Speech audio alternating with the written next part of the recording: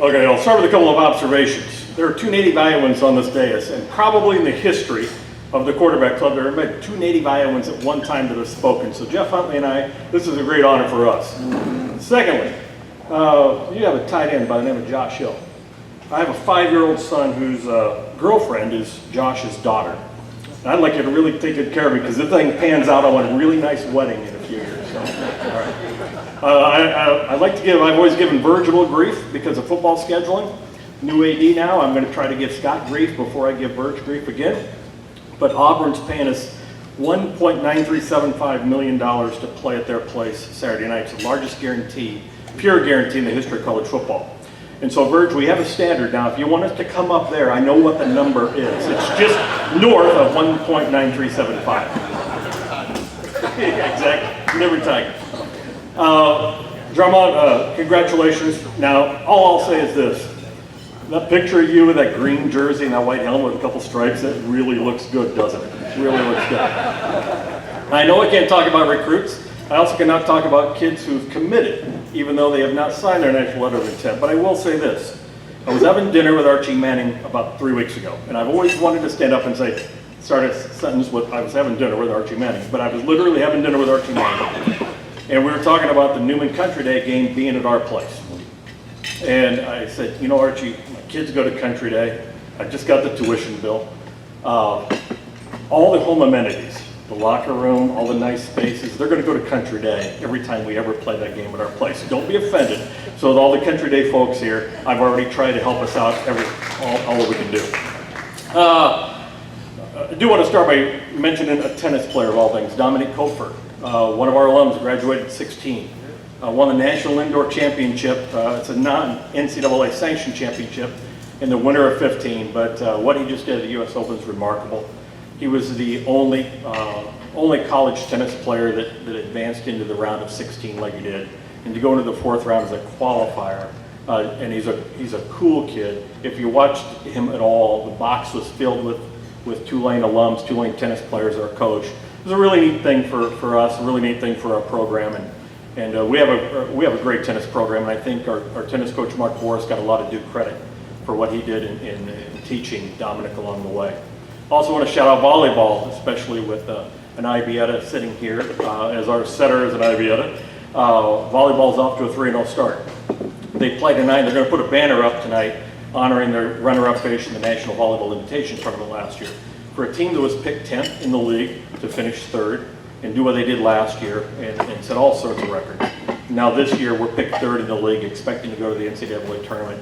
You know, everybody follows football and the progress of football, but the volleyball program has made great progress under Jim Barnes, and really look forward to what's happened to them this year. And I also want to mention basketball because we were 4-27 last year, and it was awful.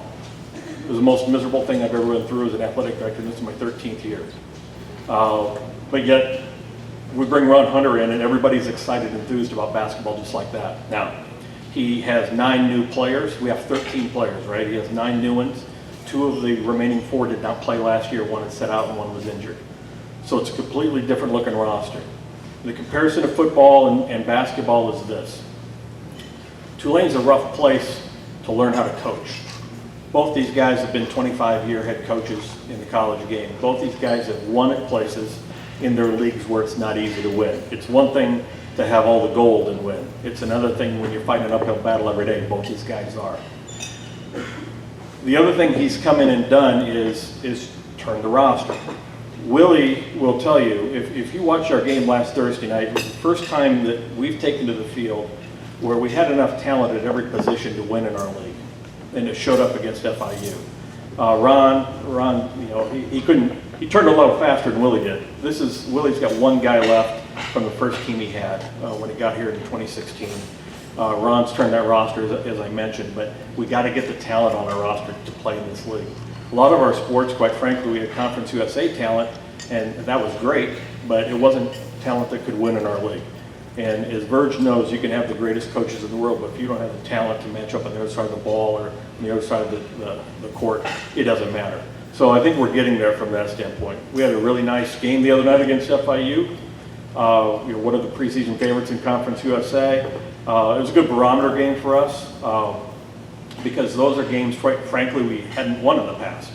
And to see where we are and see the progress we're made, and Will Hall's going to be here to talk in a few weeks, but what Will has done with our offense and what Will has done particularly with our quarterback, Justin McMillan, he's a different kid and it's a different offense, and it looks like something that can thrive in our league. Now, different challenge awaits us Saturday night.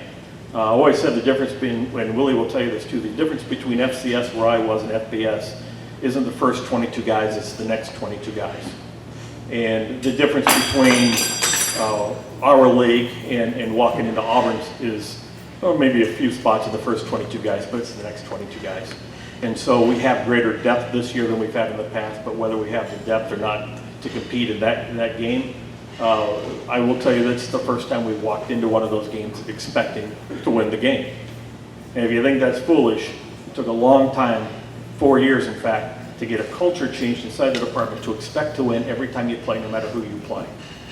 And whether that's realistic or not, and no matter what Vegas says, if you don't have that culture, you have no chance to succeed. And so finally that culture is present inside the program. Now we got to get the culture present outside the program. So, following up on last year with a win over FIU to keep a little bit of momentum going, good showing here, running through the conference. We've only been to back-to-back bowl games one time in our history. That was 79 and 80. So now we're at the point where we can do some things we haven't done before, and that's what our expectations are. So look forward to a good thing Saturday night. Your game's on ABC, ours is on ESPN2, I think the exact same place. So run out to Best Buy, y'all get your split screens, get them split up there so you can watch both games Saturday night. But hopefully it's a good one for this state Saturday night for both our accounts. So appreciate the invitation, Kenny.